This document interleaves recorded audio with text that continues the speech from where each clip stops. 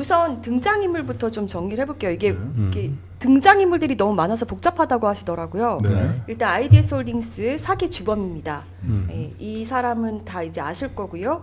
처음에 깜방에 있을 때 그 한땡혁이라는 한시 그 브로커 제소자 중에 첫 번째 선수가 이 김성훈한테, 그러니까 이것도 다 김영일 검사실에서 알게 된 사이들인 거잖아요. 네. 그 여기서 내가 이 돈으로 이제 피해자들한테 다가가서 합의해줄게. 그러니까 이 피해자들이 계속 난리를 치면 김성훈은 계속 문제가 되는 거잖아요. 그러니까 김성훈의 돈을 가지고 뭐 홍콩도 몇 번 다녀오고 뭐 해외로 갔다 계속 다녀와서 이 김성훈의 해외에 있는 돈 중에 수십억을 이 한 씨가 받습니다. 그래서 피해자들한테 다가가서 합의서와 처벌불원서를 받아오는데 그 과정에서 또다시 사기를 치는 거예요. 그러니까 내가 김성훈 대신 돈을 갚아줄게 이렇게 거짓말로 해서 다가가서 결국은 또 사기를 쳐서 그래서 김성훈이 더 네, 이렇게 한 씨는 어쨌든 같이 구속돼 있었던 모양이죠. 구속돼 있다가 풀려난 김성훈의 돈으로 풀려나요. 네. 네, 그래서 밖에 나가서 또 다시 사기를 또 친 다른 거예요. 사기치고요. 네, 네. 그래서 한 씨도 다시 구속이 되고 김성훈도 원래는 감형을 기대했다가 그게 물 건너가죠. 이제 두 번째 브로커 재소자가 바로 일본의 이름을 공개해도 될 것 같아요. 이성용입니다. 네, 이성용이라는 브로커 재소자가 이제는 형 집행정지를 할 수 있게 해줄게. 라고 이제 다가갔던 거죠. 그러니까 김성훈은 처음에 12년에서 15년으로 이제 형이 늘어나고 나서 굉장히 낙담을 했다가 내가 이제 나갈 수 있다라는 형 집행정지로 잠깐이라도 나갈 수 있다. 왜냐면 나가야지 그 범죄 은닉금 같은 것도 정리를 할 거 아니에요. 그러니까 굉장히 나가고 싶었던 것 같아요. 그런데 그 과정에서 이제 얽히게 된 게 우리 그 제보자 김희석 씨인 거죠. 그리고 여기에 김땡봉은 이성용이 바지 사장으로 쓰고 있는 사실상 이성용의 자금 관리인입니다. 네. 네. 그리고 이지연 변호사는 이 죄수들 사이에서 접견 변호사로 일을 하면서 커뮤니케이터 역할을 했고, 그리고 이 김성훈의 자금, 은닉자금을 실제로 캐리어에 담아서 운반도 했고요. 변호사가 세상에 지하 주차장에서 이게 말이나 되는 일입니까? 네. 그리고 실제로 이성용 씨의 또 자금 관리도 했어요. 그리고 이 정땡훈이라는 사람은 김성훈의 친구이자 김성훈의 자금 관리인이라고 보시면 되고요. 네, 그리고 이 소 씨 같은 경우는 이성용 씨의 또 지인이에요. 그러니까 지금 사실 영상을 좀 토막내서 보여드리고 싶었는데 그냥 설명을 좀 드리자면 김성훈의 자금을 은닉하기 위해서 CP홀딩스라는 법인을 하나 설립을 하게 됩니다. 2017년 11월에. 그래서 2017년에 CP홀딩스를 세우기 위해서 이성용 씨가 거의 기획을 맡고요. 이 자기의 그 자금 관리인인 김땡봉과 또 자기의 그 측근인 소 씨를 통해서 이런 그 법인 설립을 완성을 시키고 이지연 변호사를 통해서 자금을 운반하게 하고 그리고 여러 경로를 통해서 세탁을 해요. 조성재 변호사라고 광평 변호사가 있거든요. 이번에 2심에서 또 징역 2년이 나왔던데 맞죠? 징역 2년 맞죠? 2년이죠. 네. 자금을 계속 세탁해서 다시 김성훈한테 돌려주는 작업을 하는 겁니다. 세탁을 하는데 완성을 해서요. 그래서 요 얘기를 좀 계속해서 이어나갈 건데 오늘 중점적으로 얘기를 할 거는 이 브로커 재소자 이성용 씨를 만나서 인터뷰를 직접 했습니다. 네, 지금 전체적으로 그림을 보게 되면 이성용 씨가 굉장히 중요한 키맨이네요. 그러니까 네. 형 집행정지 로비도 하고 그다음에 범죄 은닉 자금을 이제 뭐 도피시키는데도 그리고 심지어 이제 뭐 자기 지인뿐만 아니고 지금 변호사들까지 네. 동원을 하는데 가장 핵심적인 키맨인 거로 보이네요. 예. 그렇죠. 자, 자, 이미 이지연 변호사 같은 경우는 지난번에 경찰 피신 조서 보여드렸는데 그때 당시에 형 집행정지를 위해서 우리 김희석 씨한테 돈 2,700만 원 보내고 그리고 본인이 나머지 3억 원 중에 2억 7천만 원을 본인이 보관하고 있다라는 보관증까지 김희석 씨한테 보냈었잖아요. 그러면서 경찰에서 이 현금 3천만 원 누구 돈이냐 했을 때 김성훈의 돈이라고 분명히 밝혔었어요. 그러면서 왜 그러면은 이거를 이렇게 여러 경로를 통해서 김희석한테 송금했느냐라고 물었을 때 찝찝해서 그랬다. 왜? 김성훈의 돈이라 그랬다. 이렇게 답을 했잖아요. 경찰에서는 저렇게 얘기했나요? 네, 경찰에서 이렇게 얘기를 했고요. 그럼 김성훈이 이제 그 은닉해둔 자금의 일부를 찾은 거네요. 그렇죠. 실토한 거네요. 그런데 그러니까 이 경찰에서. 돈이 문제는 뭐냐면 이 돈이 은혜 공동체 교회에 파킹돼 있던 돈이라는 거예요. 그게 1억 5천만 원이 파킹돼 있었는데 그 1억 5천만 원이 김성훈의 돈이라는 자신의 돈이라는 거를 김성훈이 검사실에서 인정을 했었잖아요. 35번 슬라이드 보여주시면 좀 읽어주실래요? 네. 제가 문 읽을게요. 네. 형 집행정지 성사 시 약속한 3억 원은 누가 제시한 금액인가요? 김희석이 먼저 제시를 한 겁니다. 정확히 말하면 형 집행정지 성사 시 변호사에게 총 3억 원을 주는 것으로 알고 있었습니다. 네, 사실 이거는 김희석이 먼저 제시를 하지 않았다고 김희석 씨는 그렇게 주장하고 있죠. 자, 진술이는 2019년 5월 29일경 이지연을 통해서 김희석에게 3천만 원을 준 사실이 있지요. 네, 맞습니다. 위 3천만 원을 김희석에게 준 경위를 진술해 보세요. 김희석이 먼저 변호사 선임료로 3천만 원을 요청했고 이지연을 통해서 형 집행정지를 보는 변호사한테 입금된 것으로 알고 있습니다. 위 3천만 원이 2018년 11월경 진술인이 정땡훈을 통해 이지연에게 보관 맡겼던 1억 5천만 원 중 일부가 맞는가요? 네, 맞습니다. 위 1억 5천만 원 진술인의 돈인가요? 네, 제 돈입니다. 김성훈이 말하고 있잖아요. 네. 1억 5천만 원, 최소 1억 5천만 원은 확인이 된 거예요. 아 그러네요. 네. 네. 그리고 보세요. 지난번에도 한번 이거는 보여드렸던 건데 형 집행정지를 김희석 씨가 나 안 해라고 하고 나서 김성훈이 이지연을 통해서 서신을 보냈잖아요. 여기 보면 이지연 변호사가 오늘 길동이 접견했습니다. 길동이는 김성훈이거든요. 전달 내용 전해드립니다. 그럼 이 내용 아래 내용은 김성훈이 전한 거잖아요. 그런데 김성훈이 계속 뭐라고 하고 있어요? 일이 연기된 거라도 중단하지 말고 추진해 달라. 그래도 안 되면 말일까지 한다고 했으니 금원은 이 회장 그러니까 이성용과 정리하면 되는 거고 일이 안 돼도 내가 원망하지 않는다. 계속 잘 지내자. 그렇게 얘기를 했어요. 그러면 김성훈 같은 경우는 자기는 검찰에서 별로 기대하지 않았다. 나는 형 집행정지 안 될 거라고 생각했다. 김희석을 믿지 않았다라고 했지만 끝까지 계속 본인이 알고 있었다는 거고 기대를 했다는 게 여기서도 드러나는 거 아닙니까? 네, 이제 갑자기 이렇게 하면은 지금 시청자들이 좀 따라오기가 네. 좀 어려울 것 같아요. 네. 맥락이. 그러니까 김성훈이라고 하는 친구가 이제 결국 몇 년형을 선고받았죠? 15년형. 15년형을 이제 선고받고 난 뒤에 형 집행정지로 이제 풀려나기 위한 로비를 하잖아요. 네. 그래서 검찰을 잘 통하는 이제 그 법조 브로커 이 김희석 씨 우리 공익 제보자인 김희석 씨한테 이제 그 줄을 대려고 결국 이제 이성용 씨를 끼워 넣어서 로비를 하려고 했던 거죠. 그렇습니다. 그리고 그 로비 자금을 이제 그 전달하는 과정에 이제 이지연 변호사가 이 감옥 안에 있는 그 재소자들 면담을 하면서 김희석 씨를 찾아가서도 형 집행정지 로비 프로젝트를 설명을 하고 그 로비를 실행하는 데 필요한 돈도 전달하는 역할을 그 변호사들이 했던 거죠. 그렇죠. 네. 그런데 이제 나중에 결국 김희석 씨는 이런 불법적인 검찰 상대로 한 로비 증거를 수집하기 위한 목적이었던 거고 증거를 수집하고 난 뒤에는 나는 이제 이런 일들에 참여하지 않겠다라고 이제 선언을 하면서 이제 그 저들하고 이제 선을 이제 그은 거죠. 네. 근데 어쨌든 이 과정에서 그 이 김성훈의 이제 숨겨뒀던 자금들이 다 드러났기 때문에 보통 저렇게 숨겨뒀던 자금이 이제 수사 과정에서 파악이 되면 바로 추적을 해가지고 어떻게 됩니까? 그걸 이제 환수 압류해야 되는 거 아닌가요? 통상적인 절차로는 통상적인 절차라 그러면요.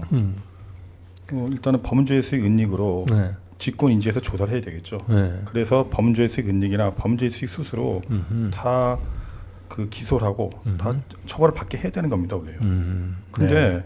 여기는 뭐냐면 그냥 김성훈이하고 모지창만 처벌해버리고 범죄 수익 은닉금을 제대로 추적을 안 했어요, 아예. 네. 그러니까 지금 이제 권지현 씨가 이거 쭉 소개해 준 거에 보면 심지어 경찰에서 이 김성훈이 로비 자금으로 흘러 들어갔던 돈 1억 5천만 원은 자기 돈이라고까지 인정을 했다면 이건 뭐 이거는 검사실에서 인정한 거예요. 네. 네. 아 이건 검사실에서 또 인정한 거군요. 그럼 검사실에서 인정했으면 그때 직권 인지해갖고 네. 범죄 수익 은닉이나 범죄 수익 수수로 네. 기소하든가 처벌해야 될 거 아니에요. 그러니까요. 그렇죠. 네. 근데 안 했잖아요. 저는. 안 했죠. 네. 그러니까 굉장히 어떻게 보면은 뻔뻔한 거죠. 예. 뻔뻔하고 자신감이 있는 거고요. 내가 어떻게든 나는 뭐 더 이것 때문에 문제가 되지 않을 거라는 확신을 하기 때문에 이렇게 얘기할 수 있지 않나라는 생각도 드는데요. 53번 슬라이드를 좀 보여주시면 그 영상을 저희가 그래서 그 29억 원의 돈이 어떻게 세탁되는지를 또 한편으로 기획 영상으로 담았거든요. 그래서 이 시간이 좀 부족해서 그거를 좀 보여드리고 싶은데 그걸 못 보여드리지만 어떤 식으로 전달이 됐냐면 김성훈의 자금 관리인 정땡훈이 이지연 변호사한테 어떤 한 건물 교대역 근처 지하 주차장에서 큰 트렁크에다가 5만 원권으로 27억 원을 담아가지고 캐리어로 전달을 해줍니다. 차량 트렁크에 실어줘요. 그러면 그 다음날 이지연 변호사가 그 이성용의 자금 관리인 김땡봉을 만나서 또 그 중에 3억 원은 자기가 따로 보관을 하고요. 24억 원을 또 트렁크에 담아서 또 전달을 해줘요. 그러면 주식회사 하트넥스라는 곳을 거쳐서 CP홀딩스에 입금이 되고요. 몇 단계를 거쳐서 돈 네, 세탁을 하는 CP홀딩스에서 출금을 했다가 다시 넣어요. 여기 그런 세탁하는 다음에 거네요. 예. 네. 그 이성용의 자금 관리인을 통해서 수표 25억 원을 발행해가지고 이거를 광장의 조성재 변호사한테 보냅니다. 광평? 또 다른 변호사한테 또 돈이 건너가군요. 네. 광평이라고 써 있어요. 광평, 네. 광평의 조성재 변호사한테 건너가고요. 네, 그 다음 날 다시 4억 원이 또 수표로 발행돼서 또 광평의 조성재 변호사한테 건너가게 되고요. 이거 추적을 못하게 하기 위해서 이렇게 하는 거죠. 그렇죠. 네. 그리고 광평에서 다시 광명으로 들어가네요. 아니요. 저도 광평이라고 이것도 못하겠죠. 광평. 계속 광평. 네. 네. 광평에서 그러면 수표가 29장이 29장. 완성됐잖아요. 자금 세탁이 되고 그 다음에 다시 네 이성용의 자금 관리인한테 갔다가 그 다음에 이지원 변호사한테 가는 겁니다. 야, 정말 지구 한 바퀴 돌고 오는 것 같아요. 그러니까 저게 네. 그 김성훈이 전부 감옥 안에서 있으면서 저런 돈 세탁이 다 이루어진 거죠. 그렇죠. 예, 그러니까 저런 돈 세탁을 하는 데는 저 몇 사람입니까? 조력자가 지금 정 씨가 한 명이 있고 이성용 씨의 대리인인 김땡봉 씨가 있고 변호사만 이지연 변호사가 있고 조성재 또 변호사. 조성재 예, 네. 변호사가 있군요. 그러니까 등장 인물만 4명이고 이 4명이 야 중간에 저기- 한번 거치면서 또 자기네들 예, 수수료도 또 먹을 거 아니에요. 예, 뭐 페이퍼 컴퍼니로 보이는 회사도 하나 있고요. 그다음에 법무법인까지 동원해서 예. 다시 40번 슬라이드를 보여주시면 경찰은 분명히 범죄 은닉 관련해서 송치를 했어요. 분리해서. 분리해서 네, 송치를 했죠. 분명히 했죠. 그런데 이 사건이 어떻게 됩니까? 갑자기 코로나 핑계로 2021년 5월 달에 송치를 했네요. 네. 예. 근데 코로나 핑계로 막 기소 중지 됐다가 검사 10명 정도를 거쳐 가지고 나중에 수사 재개되고 나서 네. 그냥 김희석 씨만 기소한 거잖아요. 저기 근데 송치 날짜가 아까 2021년 5월 달인 것 같은데 여기는 2022년 3월 달에 송치로 나오는데요. 이게 같은 사건인가요? 같은 사건이죠. 네. 여기 네. 송치 2021년 5월로 돼 있는데요. 2022년 3월에도 뭐 다른 걸로 송치가 됐었나 보죠. 다른 걸로 송치가 돼서 저거는 이제 범죄 은닉 부분들은 빠져 있는 사건 같은데 일반적인 사기하고 변호사법 위반 사건 아닌가요? 그러니까 이게 뭐냐면은 그 이성용 씨가 김희석 씨를 고소를 합니다. 근데 그러니까 이 사건을 가지고 김희석 씨를 고소하는 거예요. 그러니까 별도의 사건 같으면 사실은 한 사건이거든요. 근데 이렇게 되고 나서 이게 그냥 이런 식으로 진행이 돼서 이 사건은 그냥 기소 중지돼 있고 재개가 되고 이 그 이성용 씨가 고소를 하면서 그 사건을 가지고 이런 식으로 아, 검사가, 사건이 망가지는 검사가 거죠. 뭐 근데 보세요. 몇 검사가 명이고. 지금 건너갈 때 몇 개월 안 걸려요, 다. 네. 심지어 한 2개월 그냥 갖고 있다가 음. 넘긴 경우도 있거든요. 네. 그러네요. 여기 그러네요. 강용묵 검사 한지혁 검사자 네. 2개월이네요. 네. 근데 그냥 저 인사철도 검사- 아닌데 이렇게까지 많이 변동이 있는 게 이해가 안 되잖아요. 저거는 뭐 어떻게 봐야 됩니까? 저 사건을 저 검사들이 위에서 뭔가 좀 이렇게 좀 찍어 눌렀는데 나 이 사건 도저히 이렇게는 처리 못하겠습니다라고 검사들이 좀 부담을 느끼니까 좀 다른 검사들한테 넘기고 한 걸로 봐야 될까요? 저 정도 같으면 네. 그 제가 볼 때는 그 캐비넷에다가 사건 기록 집어넣고 음. 그 세워라 내오라 한 것 같아요. 아무리 봐도. 근데 어떻게 보면 상당히 무책임하잖아요. 이것이 소위 1조 원대 사기 피해자들의 그 피와 땀이잖아요. 그 범죄 수익 은닉금이. 그건지 알면서 이런 식으로 캐비넷에 놓고 삥삥 돌렸다. 뭐 도저히 납득이 안 가고요. 우리 피해자들 입장에서 굉장히 분노합니다. 지금 이거. 근데 그 최종적으로 그 사건 처리한 걸 보니까 범죄 은닉 수익 부분들은 지금 빠지고 그 표를 아까 다시 보여주시면 사기죄하고 변호사법 위반만 빼내 가지고 분리해서 기소를 했네요. 불구속으로. 근데 이것도 좀 납득이 안 가는 게 왜 김희석 씨만 기소가 되고 나머지 사람들은 다 빠진 거예요. 나머지 사람들도 어떻게 다 공범이잖아요. 다 범죄 수익 은닉하고 네. 또 변호사법 위반하고. 네. 그러니까 공익 제보자 우리 IDS 그 김성훈의 자기 범죄 은닉 자금을 활용한 이 검찰의 로비 이걸 이제 폭로했었던 공익 제보자만 거꾸로 사기죄하고 변호사법 위반죄로 기소가 되고 가장 핵심인 이 김성훈의 범죄 은닉 자금 은닉죄 이 부분들은 이제 뭉개진 거군요. 그러니까. 근데 이 범죄 은닉을 왜 건드릴 수 없었는지를 더 분명하게 볼 수 있는 건 아마 다음 주에 보도에서 여러분 나올 겁니다. 네, 그걸 보시면 왜 검사들이 김성훈의 범죄 은닉 관련해서 건드릴 수가 없었구나를 분명하게 아실 텐데요. 자, 우선 보면 그런데 경찰은 이 돈이 그러니까 그 이지연 변호사 통해서 막 이렇게 여러 경로를 통해서 이 세탁된 이 자금 이건 분명 김성훈의 돈이라고 경찰은 봤거든요. 근데 검찰에선 어떻게 봤냐면 이성용이 이게 2013년에서 15년도에 내가 가지고 있던 돈이야. 이거 내 돈이야. 이렇게 주장했는데요. 이거를 믿어준 거예요, 검찰은. 믿어줬다. 그래서 오늘 이제 이성용 씨 직접 대화한 거 들려드리면서 이 말이 왜 아닌지를 증명을 해드릴 텐데요. 아니 심지어 김성훈이 검찰 조사 받을 때도 이거 1억 5천은 자기 돈이라고 얘기했는데. 네, 예. 그렇죠. 그런데 저기 이제 아까 보였던 29억 원 이성용이 이건 내 돈이다 이렇게 그쵸. 얘기하니까 네 말이 맞는 것 같아 이제 이렇게 했다는 거예요. 그렇게 된 거예요, 결과적으로. 네, 그 이성용 씨와 제가 한 이성용은 그냥 김성훈에 의해서 고용된 지금 프로코잖아요, 사실. 이분이요. 네. 1세대 기업 사냥꾼으로 꽤 유명한 분입니다. 네. 네, 이분과 처음 통화할 때 본인이 얼마나 재력가인지를 막 저한테도 얘기를 해줬는데요. 우선 통화할 때 얘기부터 한번 들어보시죠. 네. 처음에는 난 김성훈이가 그 안에서 내가 이제 M&A를 잘하고 M&A로 좀 유명하잖아요. 기업사냥꾼으로. 예? 그런데 이제 그놈이 돈이 있다길래 내가 계약은 할 수 있는데 네가 주식 그 대주주걸 갖고 중장을 네가 맞춰줄 수 있느냐? 그래더니 할 수 있다. 그래가지고 걔랑 친해졌던 거고요.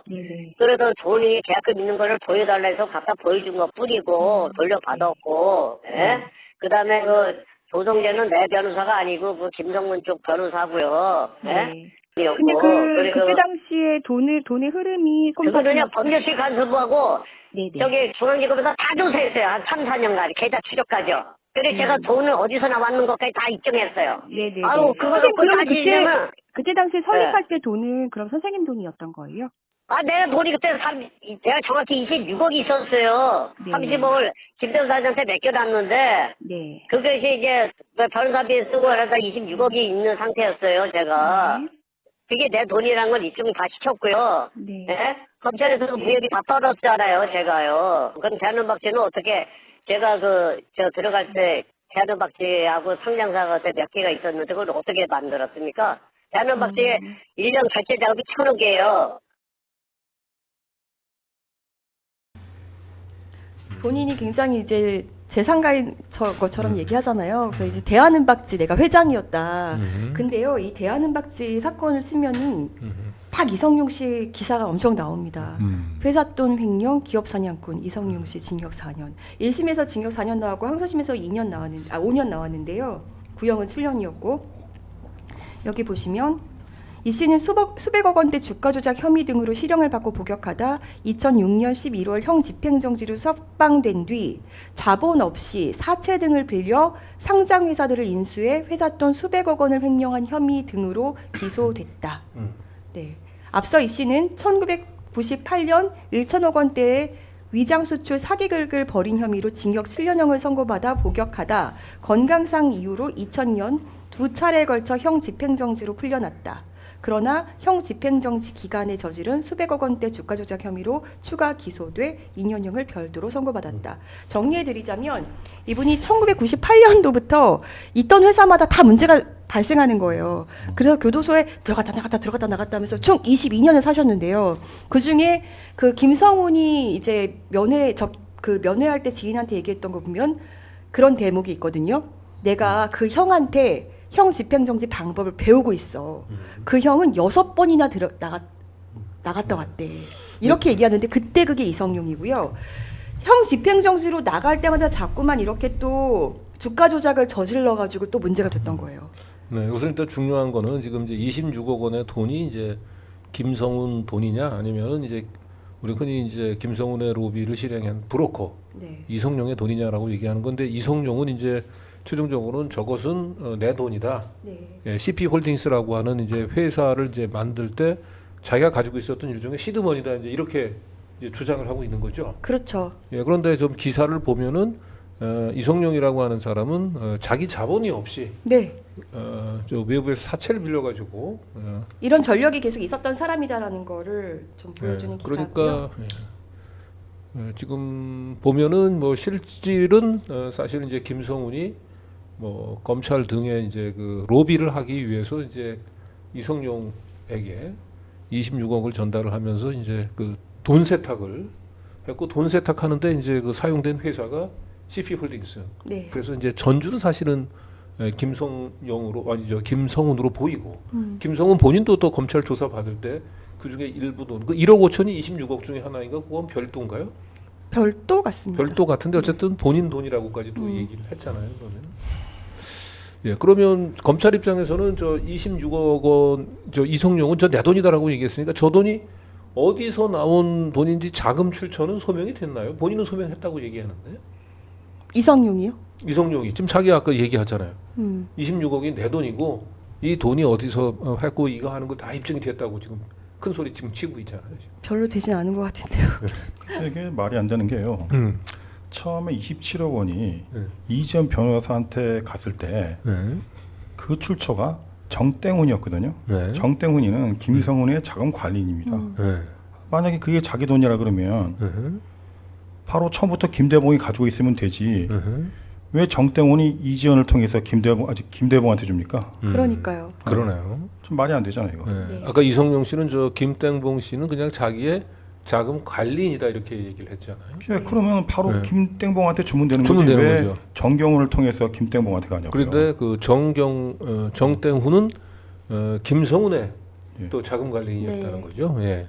저 정땡훈은 이제 이성용하고 직접적인 관련은 없는 사람이고. 그렇죠. 예. 그 다음에는 이제 제가 계속 전화를 하는데 본인은 자신 있게 만날 수 있다라고 해서 이성용 씨 사무실로 제가 직접 찾아갔습니다. 네, 함께 보고 오시죠.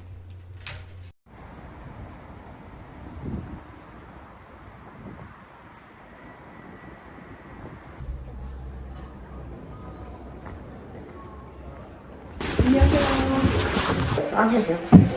이제 일로 뉴턴스 하나 뉴스토퍼 이 뉴스토퍼가 그저 이름 받았잖아요. 네, 어떤가요? 저는 뉴스토퍼 때문에 그 제도자 새끼들이 거짓말로 또 걸려가지고 두 가지 가장 중요한 아버님을 그 안에 있을 때 돌아가시고요. 딸 결혼식을 못했어요. 5번 올라갔어요. 이 사건이 있으면 5번이 기회가 돼요.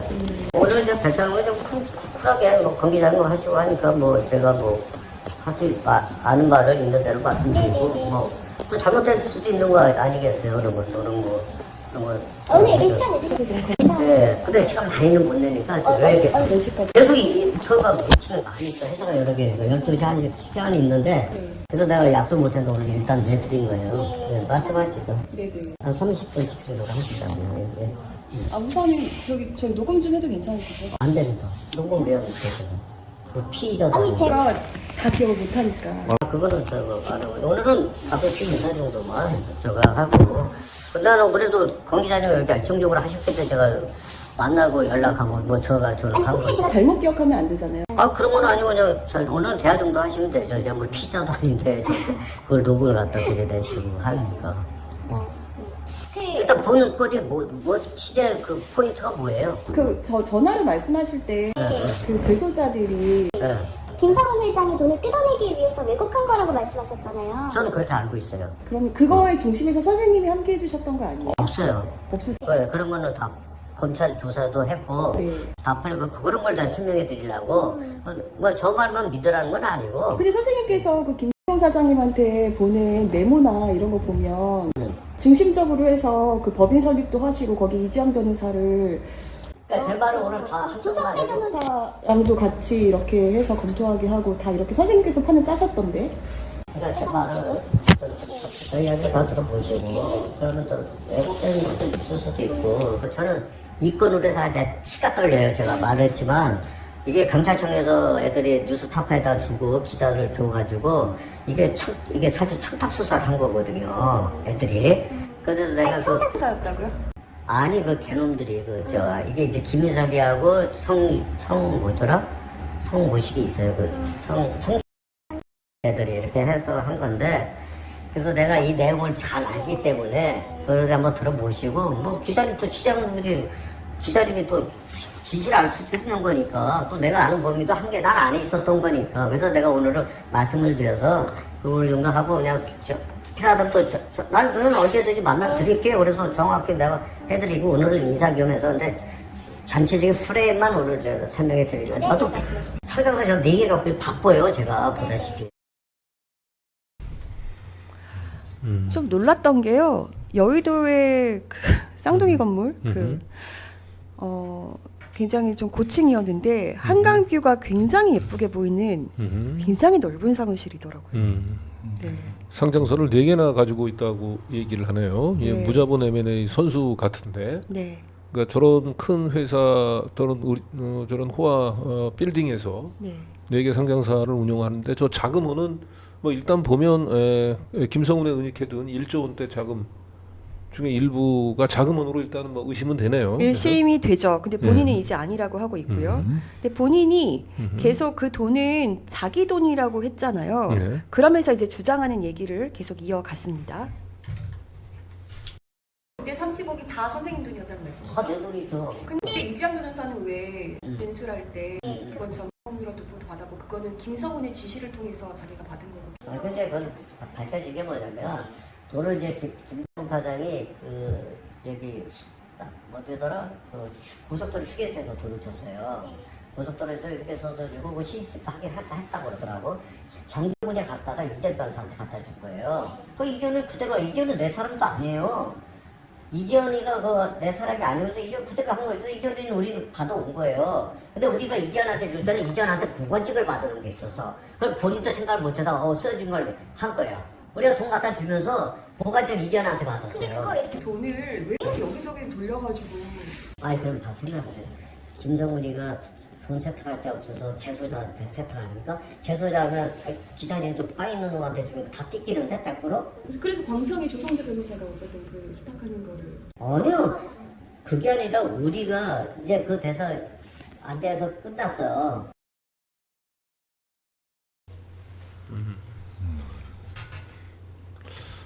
그러니까 김성훈의 자금 관리인은 정성훈 또 정성훈이 이지연 변호사한테 줘서 이지연 변호사로부터 저 30억을 일단 좀 받은 건데 저 이지연 변호사한테 자기가 돈을 맡겨놓은 것을 다시 이지연 변호사부터 찾아온 거다 이제 이렇게 주장하고 있는 거죠. 아니요, 지금. 그게 아니라 이 표를 보시면 지금 아까 보여드린 53번 슬라이드 보시면 정땡훈은 김성훈의 자금관리인이잖아요. 그러니까 여기서 출발을 한 거라고 경찰은 다 수사를 했단 말이에요.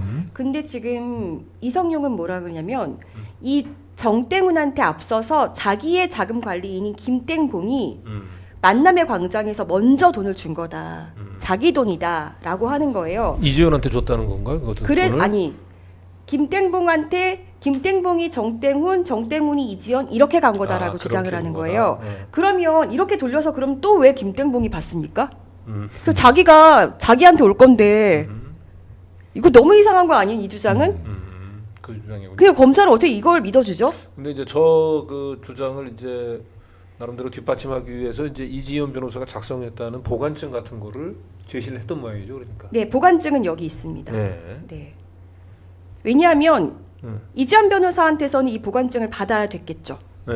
네. 그래서 2억 7천만 원 보관증을 받습니다. 네. 30억 중에 이 3억은 설립 자금으로 들어간 비용이고요. 27억 원이 이제 세탁된 금액이라고 보시면 되는데. 네. 요 2억 7천만 원은 이게 이제 2억 7천만 원이 아니라 27억 원이고. 예. 2억 7천?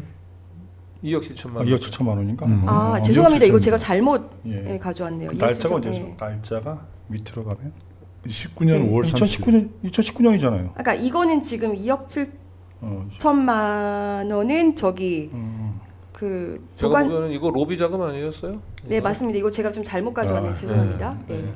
그래서 보관증도 있어요. 보관증도 갖고 있고요. 27억에 대한 보장 보관증이 네, 네, 거죠. 네. 29억에 대한 거죠. 29억 보관증. 네. 근데 뭐 보관증이야 나중에 만질 수도 있는 거잖아요. 그건. 그런 거죠. 그러니까 뭐 그것만 갖고는 안 되고. 뭐 사문서 아니에요, 저거는. 뭐 명확한 어떤 다른 그 증거가 있어야죠. 자, 그리고 애초에 그 경찰이 압수수색을 했는데요. 그 이성용 씨의 자금 관리인 그 김땡봉 씨 압수수색을 해서 이성용이 이 CP홀딩스를 설립할 때 김땡봉한테 보낸 메모들을 다 확보를 한 거예요. 거기 보면은 김땡봉이 어떻게 지시를 했냐면 지분 구성을 김성용 51, 나 49. 아, 이렇게 했었단 말이에요. 그래서 제가 물어봅니다. 아니 그럼 그 김성훈 돈 아니면 왜 지분을 51대 49로 나누라고 지시했었냐. 거기에 대해서 어떻게 답하는지 한번 네. 들어보시죠. 네. CP홀딩스 설립할 때 51대 49에서 회장님께서 49 가지고 51% 주주는 김성훈의 돈이 안 들어갔다는 거예요, 거기? 안 들어갔죠. 이거 내가 설명하니까 이게 다 들어보시면 조사를 해보라고요. 51% 주주인데요. 그러니까 김성훈이가 어떻게 하냐면 이놈이 보통 놈이 아니잖아요. 나도 난 다단계를 난 몰라요. 다단계. 근데 내가 정회계사라고 회계사 놈이 하나 있는데 면회를 오더니 적금부 다 확인된 거예요. 형님 대부 시스토즈라고 회사가 있는데 현금이 1,000억이 있습니다.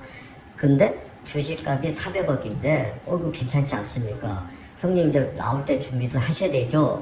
그래서 쿡하더라고요. 그 좋잖아요. 400억에. 그 주식도 넘어오는 거고. 그 애들 파는 이유가 뭐냐니까 2대 주주가 네이버인데 싸우고 있대. 1대 2대가. 그래서 제3자한테 내가 하는 거래. 그래서 검토를 딱 해보니까 대부가 좋아.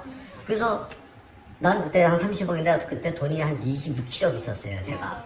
그러니까 이 돈 갖고는 안 되잖아요. 주담을 하다 주식은 400억치가 아니고 주담을 하면 한 200억밖에 안 돼. 경영권 프리형 때문에.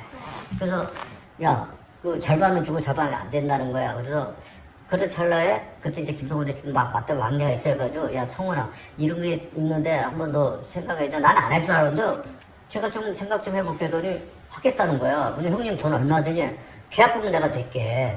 중동장금은 대신 너가 내대. 그 대주주 집은 네가 갖고 있어. 내가 입지할 때까지. 그리고 내가 한 2, 3년이면 나갈 거 아니냐. 나가서 내가 다 키울 때까지 해놓고 이렇게 했는데 자기는 돈이 없대. 어제 전화상이지만. 누구냐? 자기 친구를 소개해주겠다는 거야. 그 친구를 소개 좀 해라. 그리고 정하면 이게 법인을 하나 설립해서 인수를 해야 되니 그러면 50대 50으로 하자고 그랬어요. 내가. 그랬더니 안 된다는 거에 돈을 만든 51대 49로 하재. 그럼 너 그러면 내가 이 돈 갚으면 그걸 다 넘긴다는 조항을 해라. 그렇게 말이 됐었어요. 51대 49로. 그래서 나는 뭐 인수하는 게 더 좋은 거니까. 그래서 이제 했는데 하자고 하는 놈이 일단은 이놈이 형님 이제 한가 펌프질을 한 것 같아. 저 나하고 김성훈이를 연결하는 걸 자기 밖으로 빼가는 걸 같은 느낌이 있어. 같은 방에 있으니까 갑자기 이 새끼가 하자고 하더니 뭐 형님 일단 그러면 계약금 있는 걸 자기한테 눈으로 보여달라는 거야. 예? 그래서 야 그 현금으로 있는데 그 어디 움직일 게 뭐 있나? 계약금 내가 누구 입금증을 주면 되지 않나? 그랬더니 일단 그 친구가 나한테는 아무래도 친하지 않은지 배우를 나는 지 돈이라고 봤는데 지 친구 돈이래요. 그게 그 누구냐니까 정이라고 있어. 그 여기 검찰에서 진술해줬어요. 정이라고. 그 새끼가 돈 관리를 한대요. 지가 친구가. 그리고 나는 그놈이하고 뭐 애덕이가 또 있다고 그러더라고. 거기에도. 감사 받으셨다고? 뭐 몰라 그래서 왜 애덕이를 이제 넣어주고 이렇게 넣은 거예요 우리가. 근데 이 새끼가 돈 넣는다더니 계속 안 넣는 거예요. 내가 3억을 아까 설립을 했는데 돈 리턴을 해줘야 되는데. 근데 그 전에 원래 애가 나한테 빠졌던 게 뭐냐면 정이라고 IDS 피자 연합회 회장이 있었어. 그 회장을 소송을 해야 되는데 인지대를 하는데 분명히 인지대를 내면 그 자금에 대해서 추처가 줘서 온다는 거예요. 검찰이든 아니가. 형님 이걸 1억을 먼저 달라는 거야 선제 조건. 그래서 내가 1억 빌려줬어요. 깔끔하게. 입증자도 다 나왔고. 그래서 1억을 빌려줬더니 얘는 혹하더라고. 대신 나 1억 빌려주는 대신 그건 주면 나는 그때 합의를 봐야 됐거든요. 합의가 한 6, 7억 정도 필요했었어. 나도 떠보려고 너 합의금은 내가 돈 대줘라. 한 6, 7억은 좀 벌고 제가 한 4억까지는 해주겠다고 그러더라고요. 자기가 있는 돈이 그밖에 없다는 거야. 자기 돈 해 있대요. 나한테는. 그래서 자기 친구가 돈을 좀 움직이니까 그건 소개해주겠다. 그게 정답. 그렇게 나한테는 그렇게 계속 지금 그 구조로 갔었어. 예, 오늘 뭐 등장인물도 많고 설명이 복잡해가지고 좀 설명이 좀 필요할 것 같아요. 그래서 이거는 51대 49로 했던 거는 어쨌든 자기 친구 통해서 했던 거고. CP 홀딩스 얘기하는 거죠? 네. 자금 자기 세탁하는 통해서 동안인데. 친구가 했던 거고 자기 그 김성훈 돈 해외에 묶여 있어서 자기 친구 돈이라는 식으로 얘기를 한 거고 결과적으로 그건 성사가 안 됐어. 이렇게 얘기를 하는 건데요. 사실 믿기가 어렵습니다. 네, 그걸 하나하나 보여드릴 텐데요. 우선은 이성용 씨가 2015년에 이제 그 대한은박지 횡령 사건으로 구속이 됐잖아요. 근데 자기가 이미 그 전부터 돈을 뭐 한 26억 정도 가지고 있었어라고 주장하고 그래서 그 30억 원은 자기 돈이야라고 주장하는 거잖아요. 그런데 그때 당시에 사실은 돈이 없었다라는 정황이 너무 많아요. 하나를 보여드리면 근데 어쨌든 지금 긴 인터뷰를 했는데 이 내용들을 아마 시청자들이 거의 이해하기가 어려울 거예요. 그러니까 이성용의 주장이 뭔지를 좀 간략하게 좀 소개를 정리를 좀 해주고 넘어가는 게 좋을 것 같아요. 일단 대충 제가 러프하게 뭐 얘기를 들으니까 무슨 그 CP홀딩스가 대부 회사인가요? 그러니까 그 대부 회사를 하나 이제 인수를 M&A 하는데 회사를 하겠다라고 했던 건데요. 네, 그 회사를 이제 설립하는데 결국은 이제 김성훈으로부터 이제 그 돈을 이제 일부 같이 끌어들인 거죠. 끌어들여 가지고 그 회사를 만들면서 지분 구조를 이제 51대 49로 했다는 거죠. 그러니까 그렇게 했다는 건데 이성용은 그거 지분은 어쨌든 그러니까 김성훈 돈으로 하려고 했던 건데 김성훈은 한국에 돈이 없어서 그 자금 관리인 거, 그 친구 거, 정식 걸로 한 거야라는 주장인 거고 결과적으로 그거는 무산됐어라고 주장을 하는 건데요. 무산이 됐다고. 네. 근데 이 과정에서 하는 말을 보시면 자기가 1억 빌려주고 거기서 뭐 6, 7억 있다고 해서 그중에 4억 빌려주고 이런 논의를 했다고 얘기를 하는 거잖아요. 그리고 기본적으로 둘 다 이때 재소자였잖아요. 재소자들이 이런 얘기를 나눈다는 것 자체가 굉장히 좀 이상하지 않나요? 그것도 되게 이상한 거고 어쨌든 본인은 이 51대 49 이 지분 구조를 왜 이렇게 나눠 썼는지를 해명을 한다고 했는데 사실상 납득하기가 어려운 거죠. 그러면 51%를 그 자금 관리인의 이름으로 51%를 줘야지 왜 김성훈한테 줍니까?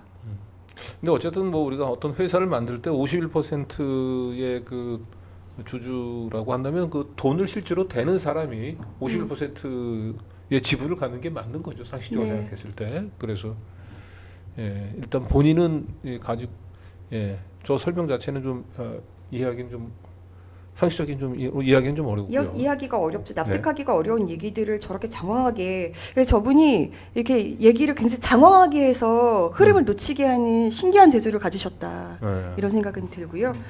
2015년도에 본인이 2013년에서 2015년도 사이에 갖고 있던 돈이 있었다라고 주장을 하는 건데 사실상 그 당시에 왜 돈이 없었는지를 결정적으로 보여줄 수 있는 자료가 있는데요. 이분이 구속되기 딱 하루 전날 차량 한 대를 담보로 맡기고 2천만 원을 빌렸어요. 근데 자기가 타던 차를 그러니까 30억 원 가까이 있다는 분이 2천만 원을 빌리기 위해서 차량까지 담보로 맡겼다는 게 이해가 안 되잖아요. 거기다 이 차량이 본인 차량이 아니었고요. 아니었고. 본인이 그때 당시 함께 사업했던 그 회사 차량이라고 했는데 이것 때문에 소송까지 일어났었어요. 그래서 여기 보시면 증거자료 제2호 이성용이 피고인의 회사차를 아무런 상의도 없이. 상의 없이 맡기고 2천만 원을 사용하였다는 내용을 이렇게 이제 적혀 있죠. 그리고 그 차량이 또 리스 차량이었어요. 리스 차량은 담보로 맡길 수가 없답니다. 네, 그런데 이런 일들이 벌어졌던 거죠. 그 담보 리스 차량이었다는 거는 그 다음 페이지에 보시면 이렇게 경찰이 확보한 증거가 있고요. 네. 네. 그리고 또 하나 있는데 그 이성용 씨 그 대리인의 이름으로 김성훈으로부터 차용증 영수증이 있어요. 네, 돈을 빌린 영수증이 있는데요. 여기 보시면 상계인은 이성용의 대리인으로 SPC 법인 설립 자본금 명목으로 김성훈의 대리인으로부터 1억 원을 영수하였습니다. 네, 차용증 영수증이죠. 이거는 뭐 김성훈의 대리인으로부터 받았다는 건 사실 김성훈한테 받았다는 얘기죠. 네. 그렇죠. 그리고 또 하나가 있어요. 그 다음 거는 5억 원인데요. 네. 여기 보시면 글자가 잘 안 보이네요.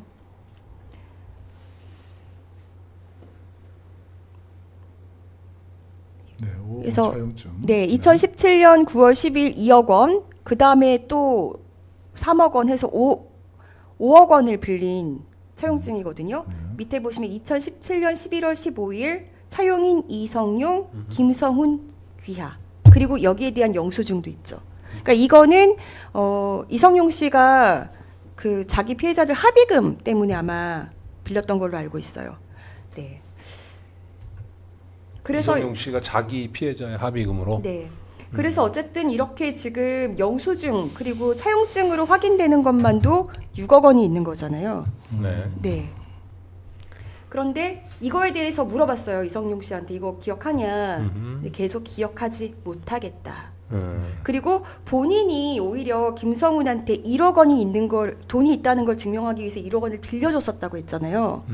여기에 대해서 제가 한번 물어봤습니다. 그럼 그때 당시에 차용증을 썼냐? 라고 했더니 뭐라고 대답하는지 한번 들어보시죠. 저기 무슨 뭐 썼다고 2천만 원 차용증 썼다고 무슨 돈 없으시냐? 난 그 차용증 기억도 안.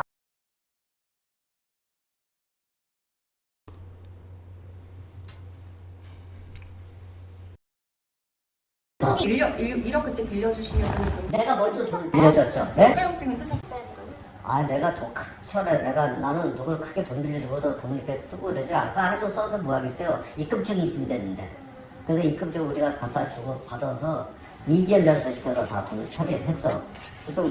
나도 좀 큰 버릇이란 건 사실 그 인력 갖고는 그런 건 아니고. 그리고 내가 그 당시 들어갈 때 대는법제회장인데 대는법제 종업원이 2,000명이에요. 그리고 매출이 한 1,000억이고 자산도 한 1,500억 되고 내가 유상증자 한 1,000억을 했어. 그리고 주식도 많이 올랐어요 그때. 차용증 없다는 걸 저렇게 장황하게 얘기하고 있는 겁니다. 네. 그리고 저 사람들은 그냥 다 거짓말을 하는 것 같아요. 네. 피해자들은 지금 무슨 생각하고 계실 것 같으세요?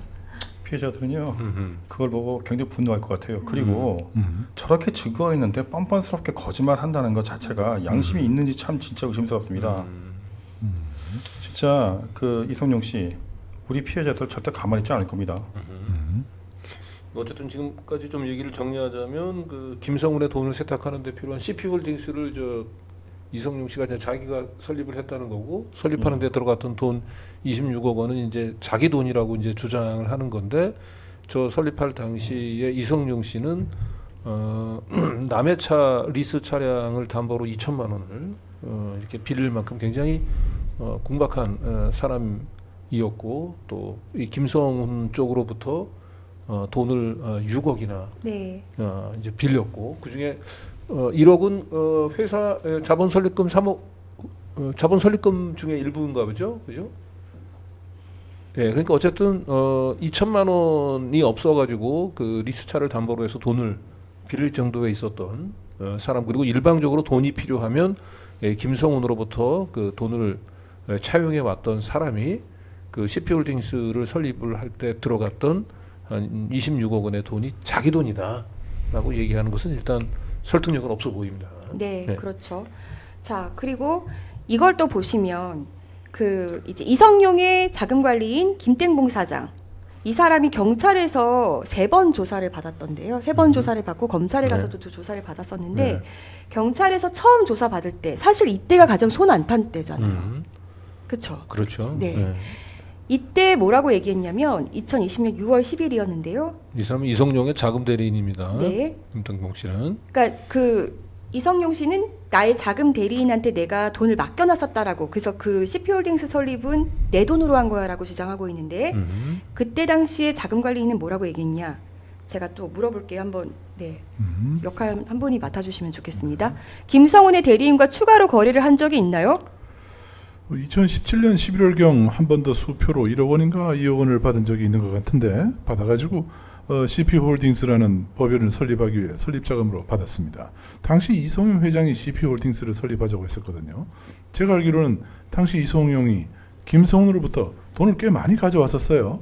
이 돈을 어떻게 사용했는지 기억이 잘 안 납니다. 네. 자, 김성훈으로부터 돈을 꽤 많이 가져왔었다라고 얘기를 하잖아요. 네. 그리고 이 수표 1억 원인가 2억 원을 더 받은 게 있다라는 건 무슨 얘기냐면 아까 그 영수증 1억 원 있었잖아요. 거기에 사실은 그 법인 설립하는데 2억 원이 더 들어가거든요. 네. 그 얘기로 해석이 되고요. 그리고 네, 1차 조사에서 또 이런 얘기도 나옵니다. CP홀딩스 무자본 M&A를 위해 마련된 자금은 얼마인가요? 김성훈의 돈 3억 원으로 CP홀딩스를 설립하고 나서 무자본 M&A 사업을 추진하기 위해 30억 원을 마련했습니다. 김성훈의 돈 3억 원이라고 얘기하잖아요. 이 사람도.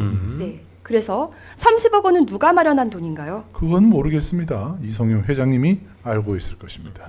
본인 돈을 이 자기 자금 관리인 김 씨한테 맡겼다면 김 씨가 알고 있어야죠. 모른다고 하지 않습니까? 네. 그런데 경찰 조사에서 네, 그리고 또 이런 얘기를 합니다. 1차에서 이게 굉장히 저는 중요한 또 대목인 것 같은데요. CP홀딩스의 M&A 상대 회사는 어디였나요? M&A를 하려 4개 이상의 회사 이퓨처만 기억이 납니다. 이걸 물색해 봤는데 결국에 안 되었습니다. 예를 들어 300억짜리 회사를 인수하려면 30억 원 정도가 있어야 계약을 할 수 있습니다. 일단 계약만 해놓으면 돈만 어디서 융통해오면 M&A가 성사될 수 있습니다. 그런데 결국 M&A가 성사되지는 않았습니다. 그 이유에 대해서는 이성용 회장만이 알고 있습니다. 요즘 명동 사채 시장이 죽고 나서 무자본 M&A가 매우 어려워졌거든요. 그런데 어느 날 그 돈이 모두 한 군데로 몰려갔습니다. 그 돈이 한 군데로 몰려갔다는 것은 30억 원이 모두 김성훈에게 갔다는 말인가요? 1억 원은 경비로 사용해서 없어져서 29억 원이고요. 김성훈에게 가긴 갔는데 자세한 내막은 모릅니다. 이성용을 접견할 때마다 이성용은 김성훈이 홍콩에 몇천억 원을 가지고 있대요. 제가 가면 항상 그 얘기를 해요. 자, 그러면 결론적으로는 CP홀딩스는 사실은 뭐 M&A고 뭐고 한 게 없는 회사거든요. 그냥 자금 세탁만 해서 김성훈한테 돌려준 꼴이 되는 겁니다. 네, 그러네요. CP홀딩스는 세탁기였군요. 세탁기였네. 세탁기였습니다. 세탁기요. 자, 그리고 여기 보시면 이 김 사장의 진술이요. 이 2차 때부터 바뀌어요. 2차 때부터는 이제 좀 거짓말이 들어가기 시작하는데요. 그때부터는 이성용의 돈이라고 하는 겁니다. 그래서 67번 슬라이드를 먼저 볼게요. 네. 이성용은 2013년에서 2015년 당시 자유의 몸이었는데도 그 돈을 피해자에게 맡겼다는 진술인가요? 그렇습니다. 왜 맡겼는가요? 네. 이성용이 보관하면 되는 것 아닌가요?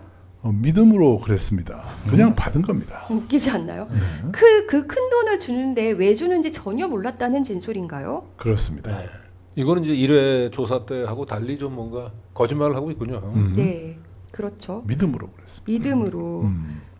근데 이제 이 김 사장에 대한 그 굉장히 그 신뢰가 있었던 것 같기는 해요. 그러면서 뭐라고 하냐면 자기가 그 돈을 집에 보관했었다 이런 얘기를 하고요.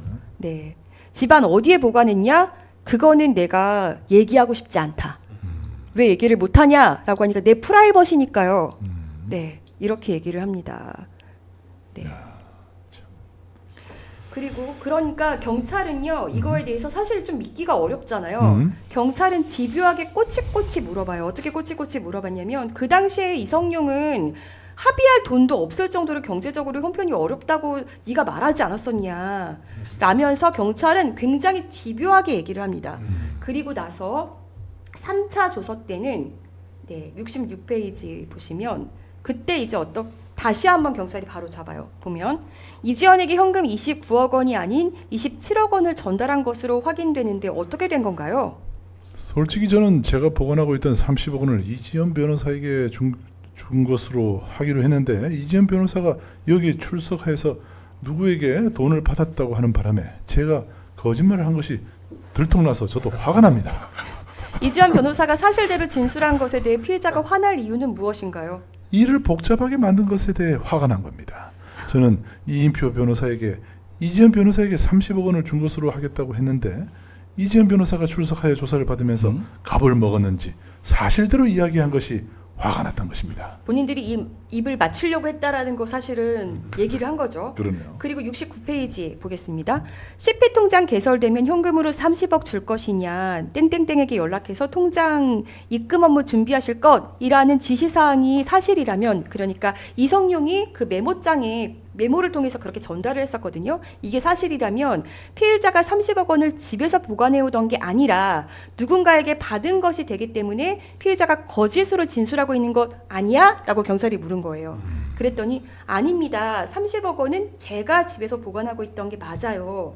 라고 했는데 경찰이 그럼 위와 같은 이성용의 지시는 사실은 피해자가 집에서 보관했던 30억 원은 김성훈의 자금관리인 정땡땡에서 이지연 변호사 그리고 본인 그리고 다시 CP홀딩스 이사 그리고 CP홀딩스 법인 이성용의 자금관리인 뭐 이런 식으로 아까 그 표에서 정리돼 있던 그 흐름 맞지? 라고 얘기한 거예요. 그랬더니 수사관님 말한 대로 진행된 것입니다. 네. 라고 얘기한 거예요. 경찰은 애초에 그 자금이 김땡봉에서부터 나온 게 아니라 김성훈의 자금관리인 정땡훈에게서 나왔다라고 그렇게 결론 지었고 그렇게 다시 물어보니까 네. 그거 맞아요 라고 얘기를 한 거예요. 그런데 네. 문제는 또 뭐냐면 이렇게 해서 잘 수사를 했는데 검찰에 가잖아요. 검찰에서 이 김땡봉 씨는 조영선 검사께서 신문을 받았더라고요. 그 왜 갑자기 코로나 핑계로 기소 중지했던 그 검사. 네. 그 검사는 질문을 어떻게 하냐면 경찰 조사 1차, 2차, 3차 흐름이 있잖아요. 네. 그럼 너 계속 거짓말했었잖아. 차라리 그렇게 물어봐야 되잖아요. 그런데 피해자는 경찰 조사에서 이 30억 원에 대해 이성용이 구속 전인 2013년에서 2015년 사이 현금으로 30억 원을 피해자에게 맡겼고 그대로 피해자의 집에 보관하고 하지 않았나요? 라고 하니까 네 맞습니다. 이런 식으로 질문이 이어지고 뭐 거짓 진술은 아닌가요? 라고 했는데 아닙니다. 이런 식으로 조사가 이루어진 거예요. 네, 이건 너무한 거 아닌가요? 면죄부를 주기 위해서 네. 또 이렇게 경찰 수사를 다 뒤엎는 용도로 검찰 수사가 활용되는군요. 네. 그리고 이제 증거를 보여주면서 2017년 11월 22일 1억 원, 뭐 2017년 11월 28일 2억 원, 총 3억 원이 입금됐는데 이 3억 원은 누구에게서 받은 거냐라고 하니까 1억 원은 법인 개설할 때 입금됐고 2억 원은 법인 증자 차원에서 들어왔는데 누구에게 받은 금액인지 기억이 안 난다고 하는 거예요. 근데 최소한 1억 원은 영수증이 있었잖아요. 그쵸? 아까 전에 보여드린 그 1억 원 김성훈한테 받은 영수증이 있었잖아요. 그러면 김성훈 검찰이 사실은 그 영수증 들이대면서 다시 한번 물어봐야 되잖아요. 근데 묻지 않습니다. 네. 그런데 계속 질문을 하니까요.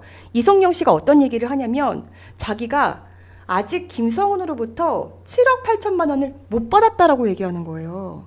아니 자금 거래가 없었는데 왜 돈을 못 받은 게 있냐. 그러니까 그 후에 광물 투자를 같이 하기로 했는데 7억 8천만 원을 아직 못 받았고 11억 원을 받았대요. 그럼 받은 거잖아요. 그런 얘기를 합니다. 네. 네. 72번인데요. 한번 듣고 오시죠. 네. 선생님 그리고 CP홀딩스를 선생님 자금인데 왜 그거를 51%를 오늘 지가 주기로 해놓고 안 좋은 거예요, 그거를. 주기로 해놓고. 네, 일단 설립을 빨리 해서 나는 하려고 하고 51%를 뜨고 돈을 주기로 했는데 이 새끼가 안 줬어요. 어쨌든 그럼 김성훈 회장이 8억 못 받았어요. 8억 지금. 7억 8천 못 받았어요. 얼마 받기로 한 거죠? 아, 내가 투자한 데서 7억 8천을 못 받았어요. 30억 중에? 네, 11억 또 받고 이랬는데 7억 8천 아직도 못 받아서 김성기 변호사한테 내가 얼마 전에 몇 달 전에 면회가 잘 안 된다고 가서 그 돈 빨리 달라고 아니면 형사처벌을 하겠다. 그랬더니 뭐 자기가 배째다 이렇게 말해서 지금 그걸 대비를 지금 하고 있어요, 김성기가. 30억 중에 7, 8억 안 준 거면 주긴 줬네요. 네, 저도 11억도 받았어요, 다. 네. 그래서 7억 8천을 못 받았어요, 이제.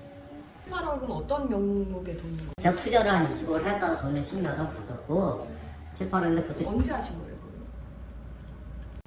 그거 끝나고 나서 바로 했어요. 그다음에 나는 끝나 뭐가 아니 이제 이거 대구시설제가 끝나도 이제 나가리 되고 나서 내 돈이 생기니까 정확히 말씀 안 해주셔서 그 20억 가지고 같이 하려던 거는 언제예요? 아니 그때 끝나고 나서 이제 M&A가 이제 끝나고 났더니 CP홀딩스 끝나고 조정재가 한 2, 3개월 지났더니 회장님 내가 홍콩에도 지가 자선위원 거를 보고 있대. 그렇다고 1심은 이겼다고 그러는 것 같았어요. 그 당시에 제가 2심은 형씨가 이기니까 하여튼 그 김성훈이하고 안 됐다 해서 이렇게 결렬하지 마시고 선배라고 부르더라고. 그러다 좋은 관계를 하라. 그러면서 이제 그렇게 해서 이제 좋은 관계를 생각하는데 김성훈이가 형님 이번에 그러면 형님이 좀 여기가 돈이 있으시면 그 광물 같은 데 투자해서 이렇게 돈을 은행에다 넣는 것보다는 나을 겁니다 이러더라고. 그래서 내가 이제 그 조성재한테 저놈이 뭐 강물하고 코인으로 돈 버는데 아니 비트코인을 200불에 샀대요. 뭐 그 이야기를 하더라고. 그때도 막 비트코인 이렇게까지는 안 올라갈 때고 저 새끼가 좀 뭔가를 있나 보다. 그리고 맨날 그 제2의 조이팔이라고 나왔잖아요. 뭐 몇 조라고 하니까 돈이 꽤 있겠다. 그리고 저도 김성훈 회장이 7, 8억 아직 안 줬다 했잖아요. 네. 그 나머지 돈은 언제 받으셨어요? 그때 한 1년 전에도 11억 얼마 받고 다 받았어요. 그거 다. 진술 다 돼 있어요, 검찰에. 입주자는 다 내고. 저거는 어떤 방식으로 받았냐라고 하니까 저것 역시 정땡훈 이제 김성훈의 자금관리인 통해서 받았다라고 했고요. 11억 어디에 썼냐 제가 물어봤어요. 그랬더니 그 당시에 제가 시간이 없어서 다 못 들려드리겠네요. 나중에 기획 영상으로 다시 보여드릴게요. 11억은 뭐 CP 그리고 지금 유콘 파트너스라는 법인으로 법인명 바뀌었거든요. 거기 직원 월급으로도 쓰고 이런 식으로 얘기한 거예요. 그럼 결국 들어간 거잖아요. 그렇지 않습니까? 그러면은 김성훈 돈이잖아요 라고 했더니 또 뭐라고 얘기했냐면 근데 그거는 김성훈이 한국에 돈이 없어서 나는 김성훈의 돈이라고 생각하는데 그거는 지 친구 그 자금관리인 정땡훈 돈이래 이렇게 얘기하는 거에서 제가 양심에 손을 얹고 얘기하셔라 제가 이렇게까지 얘기를 했습니다. 네. 그 75번 슬라이드 요거 하나만 들어볼게요. 네. 네. 그럼 김성훈한테 근데 11억은 어떤 식으로 받으신 거예요? 제가 돈을 받았죠. 우리 김 사장이 와서 받아왔죠. 네, 김 사장이 돈 관리 다 했으니까. 현금으로 받으신 거? 수표로 받아서 복사해가지고 검찰에다 제출했어요. 강평에서 받아가지고 아니 강변에서 받질 않고요. 그 정은 걔한테 받아서 그 수표 검찰에 다 줬다니까요. 추적하라고. 근데 왜 검찰은 그러면은 그 은닉자금 관련해서는 하나도 했어요, 조사. 안 했잖아요. 건조씨 가지고서하고 여기 중앙지검하고 다 했어요. 했어요. 저희는 알선수재하고 하고 다 했다니까. 이거 다 제출돼 있어요, 수표. 아니 그러니까 수사는 했는데 그랬잖아요. 김성우 돈이 안 있는데 어떻게 해? 정은 지 돈이라는데 어떻게 해? 김성훈 돈이라고 말씀하셨잖아요. 아니 김성훈이가 투자라는 것이 남북간에 거기가 그 강건한 게 정돈이었다니까요. 정훈 씨는 어쨌든 김성훈의 돈을 관리하는 사람인데. 김성훈이 지가 받았다고 하나요? 그럼 그 범죄 수익은 당연히 기소해야겠죠. 자기는 속였다는 거죠. 그런 게 누구냐? 주식이 양승의 손을 얹고 그 말이 진실 같으세요? 아까 내가 말했잖아. 나는 모르겠다. 그 새끼들을 짜고 하는데 내가 어떻게 하냐고. 나는 돈만 받고 이렇게 잘해주면. 네. 그런데 그러면 7억 8천만 원을 못 받았다고 왜 김성훈한테 좀 뭐 고소하느니 마느니 그러시던데 왜 김성훈한테 고소를 하겠다고 합니까? 말이 안 되잖아요. 네. 저런 얘기를 검찰에서 믿어줬다는 것 자체가 정말 저는 코미디 같습니다. 그래서 이렇게 김성훈과 어떤 이런 모의를 한 것 자체가 김성훈의 형 집행정지가 목적 아니었냐라고 질문을 했는데요. 여기에 대한 답변도 기가 막힙니다. 네. 듣고 오시죠. 그러면 김성훈 회장은 아니 내가 도와주기 위해서 근데 그래서 형 집행정지를 위해서 아니에요. 그것도 아니야. 그것도 오해 딱 밝혀졌는데 김희석이가 자백을 했어. 조건부 형집행정지예요. 몸이 아픈 형집행은 김성훈이가 나한테 형집행정지 한번 물어는 봤어.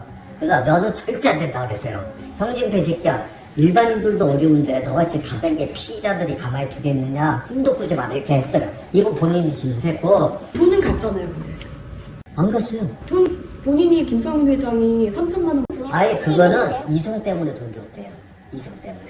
어쨌든 근데 그런 게 다 아니 그거는 자기들끼리 거래한 거예요. 나를 병원에서 간 것도 아니고. 그런 거는 알선 대가인 건데 그런 거를 왜 검찰에서는 김성훈 회장에 대해서는 전혀 아, 그건 나도 모르죠. 그거는 내가 그 지들끼리 돈이지 나를 통해서 간 게 아니고 나는 되려 김민석이를 이지한 변호사가 전달했고 이지한 변호사는 회장님께서 김성훈한테도 회장님이 소개해 주셨고 김민석 씨한테도 내가 소개해줬죠. 네. 김민석이랑 셋을 면회를 해야 되는데 그것도 대화가 안 되니까 집사 변호사를 해서 그 김민석하고 김성희를 했죠. 근데 원래는 나는 김민석 가구의 이 이야기 때문에 한 건데 지들끼리 청소교도소 같이 간 거야. 거기서 또 지들끼리 꾸작꾸작 된 거예요. 삼촌도 그랬었거든 간 거야.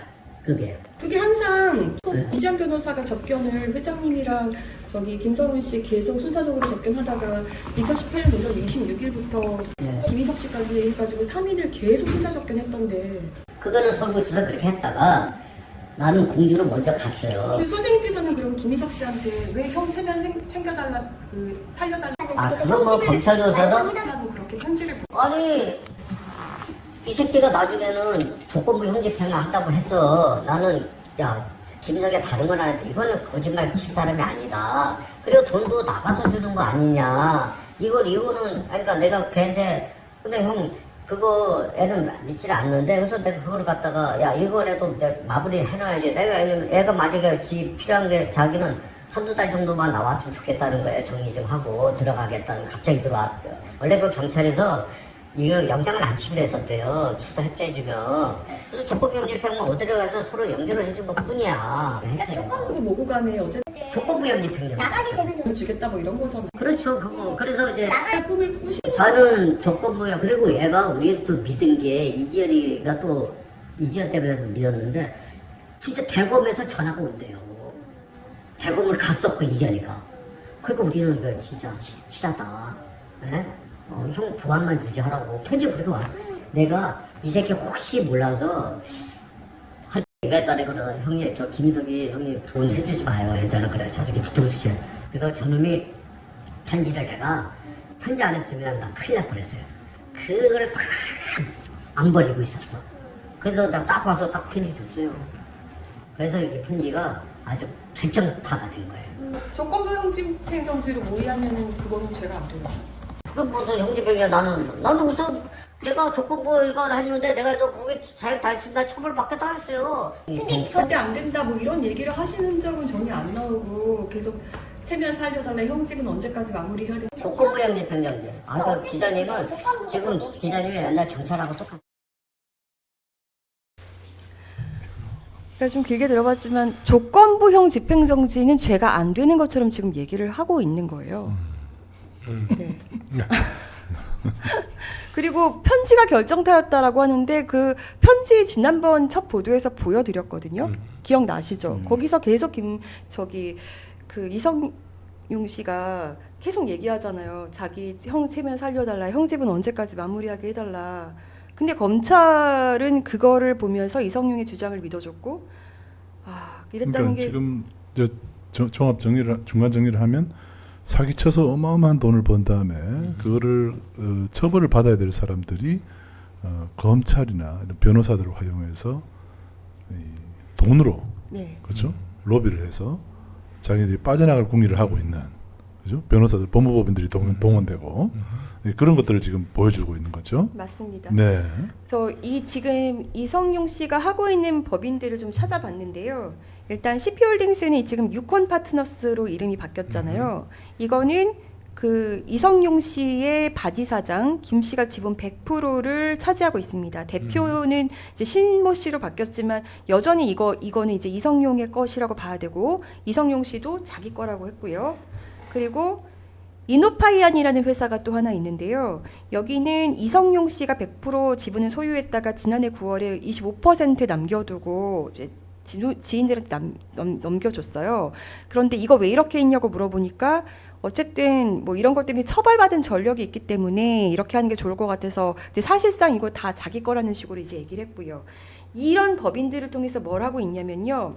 상장사 주식을 사들이고 있습니다. 지금 유콘 파트너스를 통해서는 프로브잇이라는 그 코스닥 상장 법인 주식을 매수했고요. 네. 그리고 이노파이안을 통해서는 엑시온 그룹과 스타코링크 주식을 매수했습니다. 네. 이런 식으로 이런 법인들을 통해서 어떻게 보면 그 이제 기업 사냥을 계속하는 게 아닌가. 네, 라는 우려가 좀 되고요. 그리고 본인은 이거는 상관없다라고 주장하지만 분명히 2015년 구속될 때 돈이 없었던 이성용이었다면 희한하게도 그 형을 살고 나와서는 이런 사업을 할 수 있는 자금력이 생겼고 이걸 통해서 자금을 계속 불려나가고 있는 상황이거든요. 여기에 만약에 정말 김성훈의 돈이 투입돼서 이게 계속 불어나고 있는 상황이라면 이것도 뭔가 처벌의 대상이 될 수 있지 않나라는 생각도 들고요. 네, 이게 뭐 정확한 건 잘 모르겠는데 만약에 그 김성훈이 돈이라 그러면 그 범죄 수익이잖아요. 그렇죠. 근데 범죄 수익이 사업을 통해서 또 이윤을 창출해요. 그러면 그 범죄 수익으로 인해서 나온 수익, 그것도 또 범죄 수익이 되는 거예요. 그러니까요. 그러면 어떻게 보면 범죄 수익이 계속적으로 늘어나는 그런 그 구조가 되는 거거든요. 근데 이거는 물론 뭐 검찰이나 경찰이 조사를 해봐야 되겠지만 그 뭐 제가 확답은 드리지 못하겠지만 이게 범죄 수익으로 다 인정이 된다 그러면 그것은 다 몰수해서 피해자한테 돌아가야 됩니다. 본인은 굉장히 자신하고 있으세요. 만약에 그럴 것 같으면 다 조사해봐라고 얘기를 하시는데 이 범죄 수익과 관련해서 공소시효가 도가돼서 내가 얘기하는 거 아니고 뭐 이런 얘기도 하시면서 본인이 굉장히 공소시효 떳떳하게 도가를 얘기하셨어요. 얘기했다고요. 근데 한 가지 관광이 있는 것 같아요. 김성훈은 파산했잖아요. 만약에 파산한 사람이 범죄 수익을 은닉을 하면요, 그거는 별도의 범죄에 해당하게 됩니다. 그걸 사기 파산죄라 그래요. 사기 파산죄는 10년 이하의 징역이기 때문에 공소시효가 10년이에요. 그런데 아까 보니까 뭐 주로 2017년에 저런 일이 일어난 것 같아요. 그러면 2027년 내년까지는 공소시효가 남아 있거든요. 제 생각인데 일단 이 부분에 대해서는 좀 조사를 해야 될 것 같아요. 네, 맞습니다. 좀 정리를 해보자면 사실 이성용 씨가 본인이 이제 브로커 재소자로서 그 검사실에 갔던 얘기들, 출정 나갔던 얘기들도 굉장히 많이 축소해서 얘기한 거겠지만 사실상 편의점을 받은 거 왜 가는지 이런 것도 막 본인이 얘기해줬고요. 김영일보다는 김성규 검사가 화끈하다 막 이런 얘기도 해주고 했는데요. 오늘 시간이 없어서 다 못 들려드리는 게 좀 아쉽습니다. 별도로 또 기획 영상으로 보여드리겠습니다. 네, 오늘 보도 좀 정리를 해보자면 일단 보안 수사권을 통해서 질질 시간 끌면서 김성훈의 범죄은닉죄 공소시효 도과하고 그 사이에 그 지금 물론 다른 걸로 또 가능하다 하셨지만 어쨌든 범죄인익죄 관련해서는 그렇게 됐고, 그리고 제보자 김희석 씨만을 기소하는 희한한 일이 벌어졌죠. 그리고 최소 김성훈 스스로 1억 5천만 원 은닉자금 인정한 거, 이거라도 검찰이 살펴봤어야 됩니다. 그건 자기 앞에서, 자신들 앞에서 시인한 거잖아요. 이거 무시했다는 거. 그리고 핵심 인물들의 계좌 거래 내역 같은 거를 살펴보면 굉장히 검찰이 영장 청구 기간을 축소했더라고요. 이 사건 기간은 2017년 말에 벌어졌잖아요. 그러면 그 기간 거를 봐야 되잖아요. 근데 보면 2018년 거 보고 막 이래서 제가 이거 왜 없는지 되게 궁금했는데 2017년 거 안 했다고 해요? 없어요. 제가 볼 때는 제가 못 찾은 건지 모르겠지만 그러면 거기서부터 시작이 되는 건데 그러니까 어떻게? 이 영장 청구 기간을 굉장히 축소해서 했다. 그리고 핵심 기간을 좀 비껴갔다. 그리고 알선수재 모의 정황이 지금 이 이성용 씨 얘기만 들어봐도 너무 뚜렷하지 않습니까? 제보자 김희석 씨의 주장을 다 받아들이지 않는다 하더라도 모의한 거는 너무 뚜렷한 거예요. 그런데 제보자 김희석 씨만 기소했다. 그리고 공수처 직무대행을 지낸 김선규가 김성훈의 변호인인데 그냥 변호인은 아니다라는 걸 다음 주에 보여드리겠습니다. 네. 자, 임풍선 검사 김희석 씨만 기소했잖아요. 도대체 왜 그런 건지 너무 궁금해서 전화를 했어요. 사직을 했답니다. 그 사이에 또 한 명의 전관이 탄생할 예정입니다. 그러네요. 야, 거기 괜찮은 걸 이제 본 거죠. 네. 네. 김영일 검사는 이미 법무법인 인월로 갔잖아요. 네. 여기는 송창진 공수처 부장검사가 있는데요. 네. 공수처에서 왜 김영일을 이렇게 김영일을 그냥 무혐의를 줄 수밖에 없었는지가 이런 걸 보면은 보이지 않습니까? 네. 네. 예, 저 법무법인 인월이 그 검찰 출신 정관들을 좀 이렇게 그 쌩쌩한 그 전관 시절에 그 영입을 해가지고 영업을 좀 하고 하는. 근데 이제 저기에 이제 오강수 전 변호사가 처음에 개업했을 때 저 인월에 잠깐 동안 또 있었어요. 네. 예. 그래서 원래 제보자 김희석 씨가 그 공수처에 이런 변호인들, 정관들 고발을 했었는데 도대체 수사도 진행이 안 되고 해서 공수처에 했던 걸 취소하고 국수본에 재고발을 해서 지난번에 우리 이미석 변호사님 그리고 IDS 홀딩스 대표분도 함께 오셔서 고발장 접수하는 거를 함께 저희가 영상으로 찍었었어요. 네. 경찰청 앞에 오셨습니다. 어떤 일로 오셨나요? 이번 뉴탐사 보도에 맞춰서 그 허위 사실로 불기소 처분을 한 전현직 검사들을 특수직무유기 및 허위 공문서 작성 동행사로 고발하러 왔습니다. 검사는 누군지 그 허위 사실로 불기소 처분한 조용성 전 검사, 그리고 그 당시에 주임 검사였던 한모 검사, 그다음에 강모 검사 같이 고발하러 왔습니다. 검사님도 한마디 해주시면 2020년에 기소견에 올라갔는데 조사를 안 하고 무려 5년이나 끌었습니다.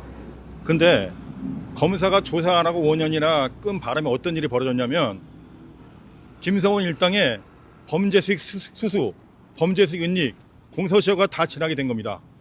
여기에 대해서는 우리 피해자들은 절대 묵과하지 않을 거며, 그리고 이 더러운 검사들 이번에 기필코 우리 피해자들이 응징할 겁니다. 오늘 바쁜 시간 내셔서 같이 만나서 감사하고요. 오늘 또 IDS 홀딩스 피해자 대표께서도 함께 오셨어요. 네, 김희석 씨가 용기를 내서 자수를 했는데 지금 김성훈님 피해자처럼 된 상황, 우리 피해자들은 어떻게 보고 계실까요? 너무나 어이가 없죠. 할 말이 없고, 오늘 아침에 신문 기사 만평을 봤는데 정말 1948년 정부 수립 이후로 검찰이 어떠했다는 걸 갖다 딱 두 줄로 요약을 했던데, 그 내용을 보면서 참 검찰도 많이 바뀌어야 되겠다는 생각을 해봤습니다. 네, 다시 우리 김희석 선생님께 좀 여쭤볼게요. 네. 공수처에 고발했지만 지금 다시 고발을 하는 이런 상황이에요. 네, 제가 말씀드렸다시피 이 기소 중지한 전현직 검사들을 이미 작년 2018년 9월 달에 공수처에다가 같은 죄명으로 고발을 했습니다. 그런데 지금 횟수로 5개월이 됐는데도 고발인 조사조차도 안 합니다. 즉 공수처의 수사 의지가 없다라는 판단에 공수처를 별개를 하고 다시 경찰 국수본에 다시 고발을 하게 되는 것입니다. 네, 고발하러 가시죠. 네. 여기까지만 딱 찍으면 돼.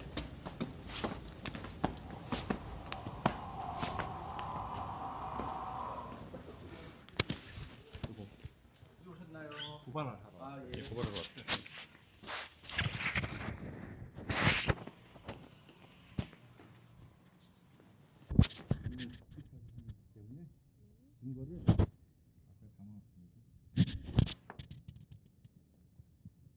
선생님, 요 고발장이고요.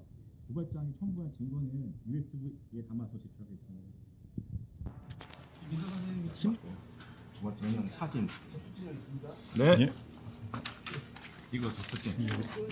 예, 접수증.